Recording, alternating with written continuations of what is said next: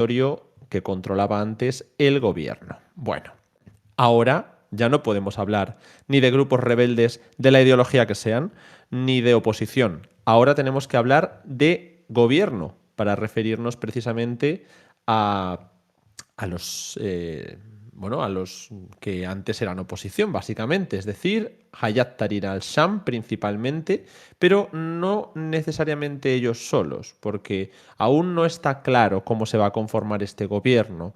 Sí que tenemos, bueno, pues la instauración de un nuevo régimen con esa nueva bandera de 3 estrellas y de franja de color verde, que ya es conocida por todo el mundo, y que también emplean símbolos que mucha gente nos preguntaba, no es solo la bandera que utilizan los talibanes del Emirato Islámico de Afganistán, sino que es una bandera en general islámica, ¿no? Pero que sí que la utilizan como símbolo prácticamente oficial los nuevos líderes de esta Siria que cada vez más están pues siguiendo la misma agenda que siguieron los talibanes. Vamos a hablar también un poquito de ello porque es una de las noticias del día. No solo las distintas pues cuestiones que han intentado vender a Occidente, vamos a decirlo así, porque Hayat Tahrir al-Sham ha intentado vender también a los países árabes y a otros de su entorno que van a respetar a las minorías y que van a ser un gobierno muy inclusivo en el que cabe todo el mundo, como pasaba, es que es parecidísimo a lo que comentaban en Afgan, y con ello pues se ha nombrado a este nuevo gobierno liderado por Mohamed al-Bashir, otro al-Bashir en este caso al poder de un gobierno islamista. Gracias por aquí a Albi Singer por ese Prime. Al-Bashir estaba vinculado directamente ya con Hayat Tahrir al-Sham, este grupo yihadista, o al menos heredero de Al-Qaeda. Y también hay que señalar algunas cosas que se han comentado, ¿no? Por mucho que se dice que Al-Jolani haya tenido problemas con el Estado Islámico, que lo han combatido, y también con Al-Qaeda incluso, ¿no? En su momento, y actualmente Estado Islámico sigue teniendo presencia en el centro del país, lo veis en color negro, con esa franja en el desierto. Sí que hay que señalar que él ha formado parte de Estado Islámico, de Al-Qaeda, de Al-Nusra y de otras marcas antes de, bueno, pues liderar Hayat Tahrir al-Sham. Igualmente, no se está situando él como el líder de Siria, aunque en la práctica lo es, y por lo tanto lo que podemos entender es que este nuevo gobierno es transicional, que es algo diferente a lo que hicieron los talibanes, ¿no? Ellos ya directamente ni tuvieron que declarar, ¿no? O implantar ese emirato porque lo dieron por tácito, y lo que se hizo fue sencillamente que las autoridades que ya gobernaban dentro del grupo de Talibán ya formaban parte de las nuevas instituciones en la práctica. Se anunció un gobierno igualmente. Bueno, pues aquí tenemos ya las primeras figuras de ese gobierno, que sí que, bueno, los ministros del gobierno de salvación, que formaba parte de la gobernación de Idlib, antes de que se diera el salto al resto de gobernaciones, forman parte de este gobierno de transición en Siria después de la toma de Damasco. Ahora mismo, pues bueno, ya tenemos ese primer vídeo en el que Mohamed al-Bashir era designado como primer ministro de ese gobierno transicional, que a priori va a durar hasta el mes de marzo. Por ahora, bueno, ya tenemos. Sí, estáis comparándolo con otros países, ¿no? Como en Libia, en Somalia. Efectivamente, el gobierno de Somalia sí que se puede decir que no llegó a completar nunca la transición, pero aquí el caso es, bueno, pues que se han dado un plazo de 3, 4 meses para hacer una transición. Normalmente estamos acostumbrados, ¿no?, a países donde hay, por ejemplo, golpes de Estado, como en África Central Occidental. Los plazos para las transiciones acaban alargándose 3, 4 años, 5 años, sin problema, ¿no? O sea, sí, hay problemas evidentemente con su entorno, pero que no es algo novedoso. Y aquí el punto es que, bueno, pues no se sabe qué va a ocurrir dentro de 4 meses. No sé, Manu, si quieres hacer alguna primera valoración de este gobierno y cómo será la nueva forma de organización política en esa nueva república, o ya veremos qué sistema tiene Siria después de que se dé la transición. Bueno, ahora que lo comentas, creo que todavía no le han dado un nombre oficial, ¿no? En teoría ya no es República Árabe Siria, pero Claro. todavía tampoco han formalizado el cambio. No, que yo sepa, no. Bueno, aquí veo yo muchas celebraciones por redes sociales y en algunas cancillerías europeas, la Unión Europea, entre otros. eh, se, se felicitaba de la caída del régimen de Assad, ¿no? Y me parece a mí que eso ya lo hemos visto en el caso de Libia hace no muchos años. Y yo tengo la sensación de que a lo mejor envejece muy mal eso. Envejece peor que algunos vinos. Eh, yo tengo poca confianza porque además, bueno, han llegado al poder, digámoslo así, en unas condiciones poco problemáticas, pero me da la impresión de que no tardará demasiado en surgir conflictos por cuestiones interétnicas, por cuestiones religiosas, porque realmente yo creo que aquí la dinámica que ha imperado en la guerra civil siria no ha cambiado. En esencia se ha mantenido soterrada, silenciada, pero ya se ha visto la semana pasada, por ejemplo, como en distintas zonas que habían sido en el pasado focos de problemas para las autoridades de Damasco, volvían otra vez a surgir, ¿no? Volvió otra vez una erupción de conflictos y de revueltas y de historias, por decirlo coloquialmente. Entonces yo creo que no ha cambiado esa dinámica que ha imperado durante la guerra civil y me da la impresión de que un gobierno que no cuente con la aceptación con la aceptación de buena parte de la población, y en este sentido de los distintos grupos étnicos que además ahí no lleven una política no tanto de tolerancia, sino de coexistencia, diría yo, ¿no?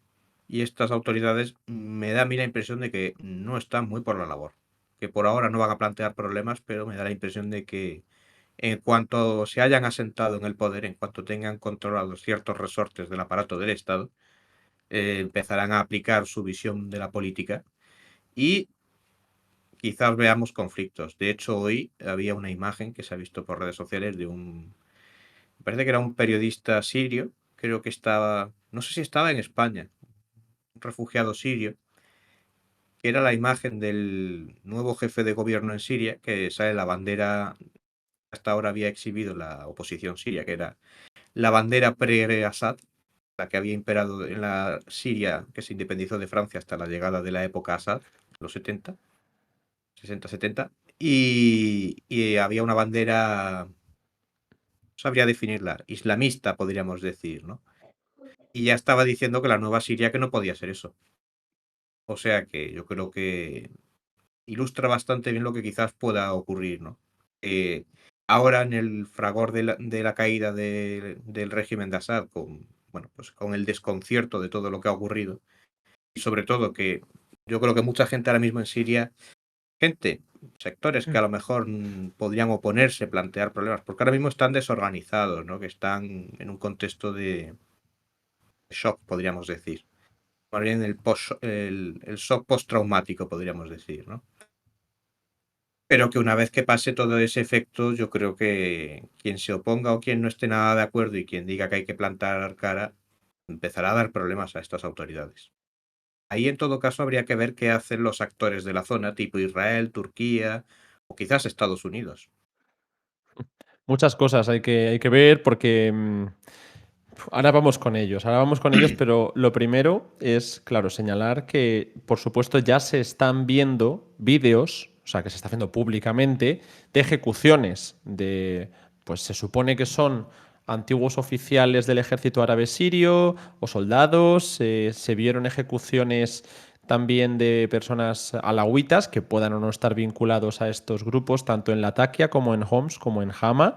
Y también se están viendo otro tipo de cuestiones, bueno, pues de este estilo, ¿no? También asesinatos y ejecuciones por parte del ejército nacional sirio. Muchas veces lo que se decía como que no todos son yihadistas, ¿no? Hay una oposición que no forma parte o no es heredera de Al-Qaeda, que es el ejército nacional sirio, que es el que mencionabas tú, que tenían la bandera de las tres estrellas y la franja verde antes de que fuera la del gobierno actual, porque en el fondo en Idlib siempre han apostado por la simbología de Al-Qaeda y Estado Islámico en distintas marcas. Bueno, pues esa bandera sobre todo se popularizó en el Ejército Nacional Sirio, que son los proturcos.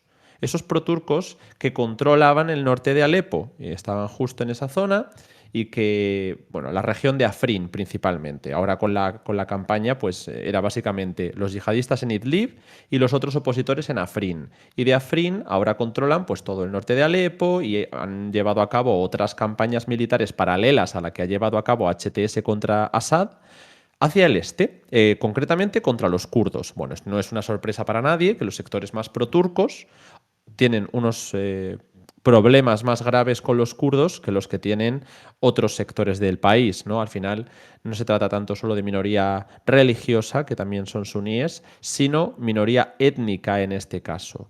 Quizá el problema de Hayat Tahrir al-Sham, más integrista religioso, haya sido con sectores chiíes vinculados al eje de la resistencia, no todo el mundo, pero los del Ejército Nacional Sirio están más enfrascados en una cuestión étnica como es la de los kurdos.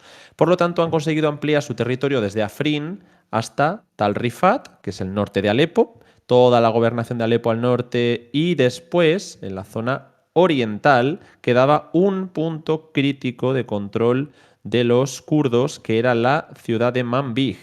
Yo insisto que eran los dos puntos que Turquía ya había señalado en el pasado que podían ser su objetivo en caso de una campaña militar. No se hablaba ya de la zona de Afrin, que ya la controlaban a través de sus proxies o de sus socios, ni tampoco de la franja al norte de Raqqa y Hasaka, que es justo la frontera que también mantienen en color verde. Lo veis en el mapa, justo donde están las banderas turcas. Al norte, Afrin, un poquito más al este, esa franja que está totalmente rodeado de color amarillo y de las banderas turcas, que es la que estoy diciendo del norte de Raqqa y Hasaka, y también la que se encuentra justo en la frontera entre las banderas turcas y las banderas rusas en el río Éufrates, el paso del color verde al color amarillo, que es donde se acaba de producir, después de varios días, la conquista por parte del SNA, estos proturcos que digo, de Manbij. Entonces, ahí están llegando también imágenes de ejecuciones directamente, ¿no? De los kurdos que podían estar en hospitales heridos. Es una cosa que, como decimos al principio, nos lo planteábamos aquí. ¿Habrá consecuencias para el SNA si HTS quiere vender moderación, quiere vender que se va a respetar a las minorías, quiere vender convivencia? Al menos sobre el papel. Se supone que eran los radicales, los yihadistas, ¿no? Los otros eran los moderados. Bueno, pues vemos que ahora mismo la imagen de moderación la está llevando al Yolani, que le vemos aquí en pantalla, y la imagen de ejecuciones la estaban liderando sobre todo los del SNA contra los kurdos. Bueno, pues más allá de si eso es real o no es real, vemos que ya es en varias regiones y que también, por lo tanto, puede ser grupos que no necesariamente estén vinculados con HTS, pero sí que puedan estar pues apoyándose, ¿no? En la caída del gobierno de Assad y en que HTS no tenga capacidad para evitarlo, realizando este tipo de ataques contra opositores ahora en Latakia, en Hama y en Homs. Bueno, pues todo esto hay que tenerlo en cuenta para entender hacia dónde va este nuevo régimen, porque luego nos sorprenderemos cuando dentro de unos años, como decía Manu, que ya no se hablará del tema, como pasa con Libia, que ya no se habla del tema, y bueno, pues pasan cosas en esos países. Además, hay otra noticia, que ahora te doy la palabra por completar un poquito lo de la guerra, que continúa todavía, ¿no? El fin de la batalla de Manbij y la batalla de Tal Rifat, lo de la caída de la zona alauita, que también se entregó. Nos quedaban dos actualizaciones que traer. Una es en Deir ez-Zor, en la que hemos visto también hoy cómo el comité militar, creo que se llamaba, no me acuerdo exactamente del nombre, de Deir ez-Zor, ha abandonado las filas de... A ver, que lo tengo aquí, el Consejo Militar, perdonad, que no me salía la palabra. El Consejo Militar de Deir ez-Zor estaba en... Es una especie disputa que ya existía antes, como ya os comenté, pues igual que HTS y SNA llevaban meses en disputas internas y ahora se habían puesto más o menos de acuerdo, ¿no?, para lanzar ofensivas contra sus enemigos. En Deir ez-Zor habíamos visto cómo el gobierno de Al-Assad se marchó para reforzar supuestamente Damasco y dejó que fueran los kurdos de las SDF los que se hicieran cargo de la zona al oeste del Éufrates. Y entonces ahí en ese contexto veis cómo al otro lado del río también hay color amarillo. Teníamos tres zonas, que era la de Manbij, que es la que ya controlaban, que acabo de explicar, la del sur de Raqqa, que es la única que conservan, y después estaba Deir ez-Zor. Deir ez-Zor hoy, después de varias jornadas de pues, disputas, porque la población árabe no quería, o al menos un sector miliciano muy, muy significativo, ¿no? También no querían estar bajo gobierno de los kurdos, se levantó y ha habido pues, muertes en esos enfrentamientos contra los kurdos. Los kurdos aparentemente pues se estarían teniendo que retirar porque ahora mismo no cuentan con el apoyo suficiente y ese consejo militar de Deir ez-Zor, que es el que gobierna de manera significativa, no es que haya abandonado las fuerzas democráticas sirias en favor de HTS, que eso también podría ser interesante ya que ahora son los que gobiernan. No, lo han abandonado en favor del SNA, que es población árabe y que se está acercando, como decimos, a Turquía. Con lo cual, lo que nos preguntabais en el chat de si peligran otras zonas de control kurdo, me parece que es bastante evidente que sí, porque en 2 días hemos visto la pérdida de Manbij y Deir ez-Zor, de hecho eso ha sido hoy. También durante esta semana hemos visto la caída de Tal Rifat. Y durante los próximos días, lo más probable es que veamos una campaña que ahora mismo está en curso, que no tenemos, o sea, la noticia está ahora en curso, entonces no podemos tampoco saber exactamente qué es lo que pasa. Vale. El líder de las SDF ha dicho que cree que no va a haber combates al este del Éufrates, por lo que le han dicho los estadounidenses, de que se podría haber llegado a algún acuerdo tácito para que, bueno, pues caiga Manbij, caiga Deir ez-Zor y quizá tomen parte de esa franja de color amarillo al sur de Raqqa, pero que no haya combates al este del Éufrates, que sea un acuerdo tácito para la negociación del futuro régimen. Sin embargo, los turcos, que evidentemente son los que están apoyando al SNA, se han acercado a la zona de Yarabulus, que es la frontera justo entre la zona verde y la zona amarilla en la parte fronteriza con Turquía, la que está más al oeste. Y la ciudad más importante que se encuentra en ese frente es Kobane. Bueno, pues ya hay reportes de que podría haber una batalla por Kobane, que es justo por lo que nos habíais preguntado en el chat.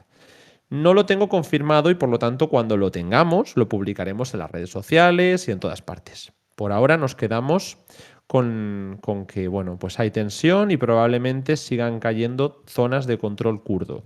Los Estados Unidos, que es el otro papel que ha mencionado Manu, a priori no se quieren meter. Se supone que están para defender a las SDF, pero la realidad es que, como veis, solo quedan en la parte oriental del territorio amarillo, no en la parte occidental.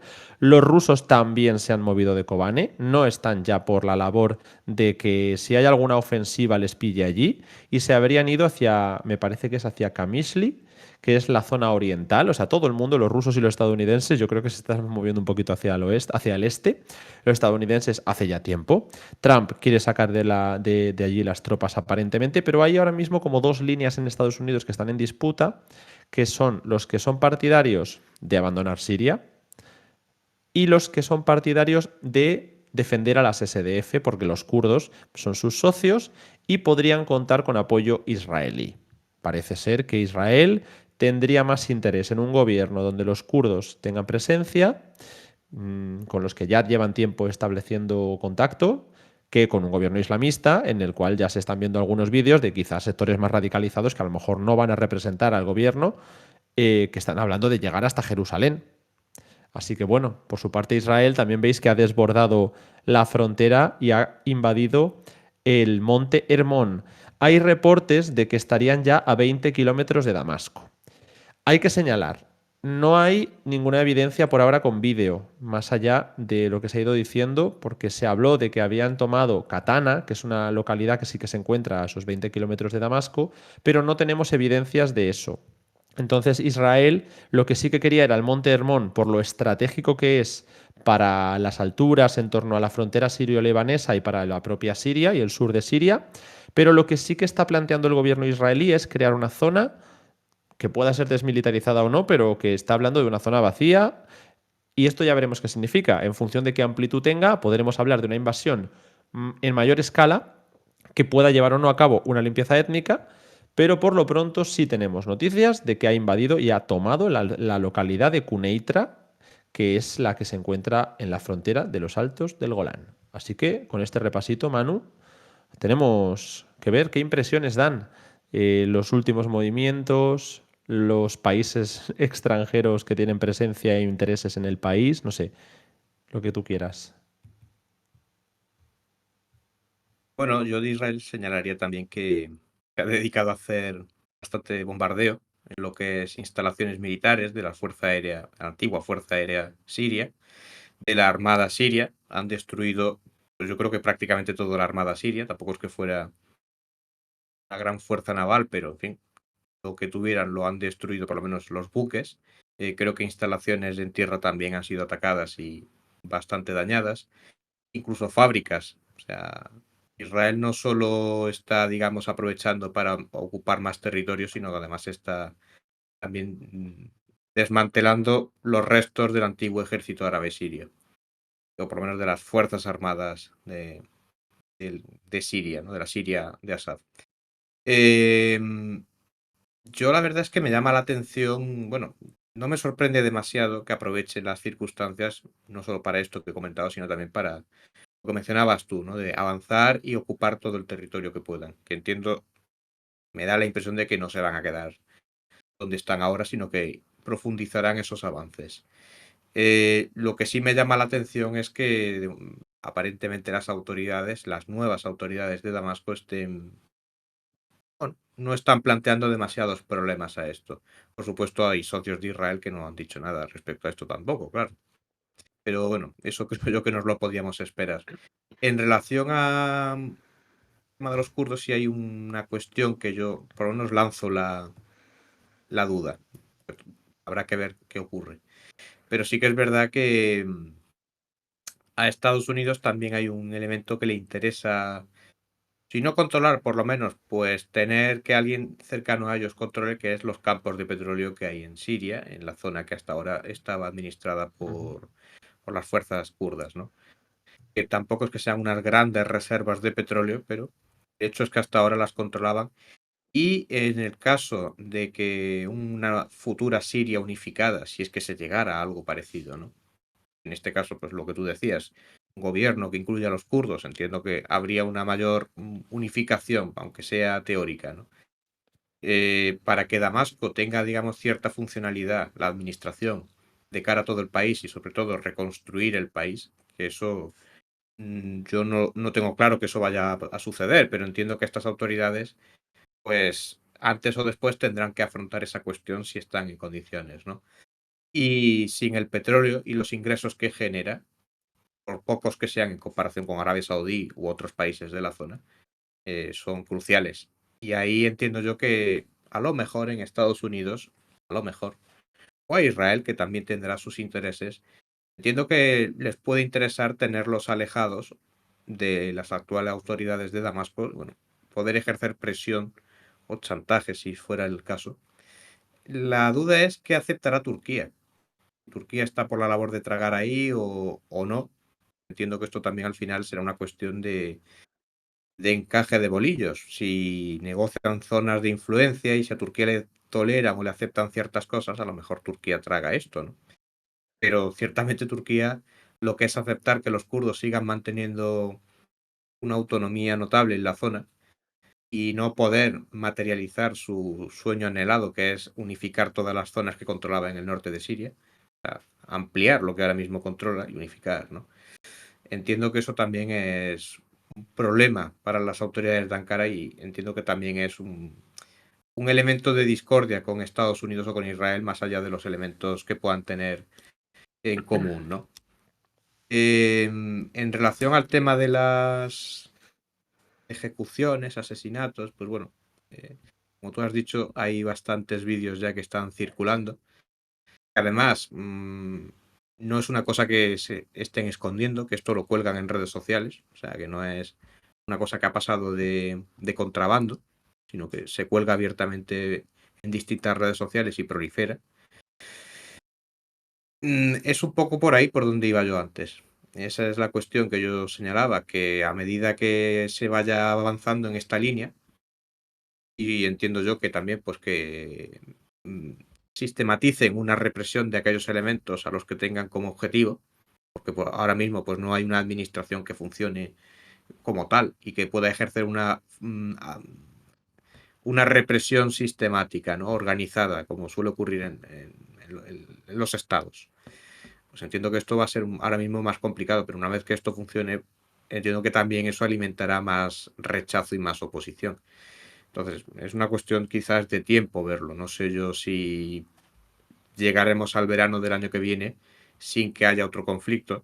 ¿Y a qué me refiero con esto? Bueno, el tema de la reconstrucción de posguerra, yo es que creo que aunque haya autoridades en Siria del nuevo gobierno que a lo mejor aspiren a ello, que digan que quieren ir en esa línea, ya veremos si pueden hacerlo porque a lo mejor surge otro conflicto armado de no sé de qué grado o de qué intensidad, pero vamos, no veo yo nada claro el tema de la posible reconstrucción y bueno, dejar atrás la dinámica anterior de la guerra civil. Es más, lo que es asentarse en el poder como elemento, ¿no? En lo que es la construcción del Estado y el establecimiento de una administración. Mm, el problema que tuvo el ejército, creo yo que ha tenido el Estado de Assad después de las contraofensivas y de recuperar control de territorio, parcialmente, no de todo.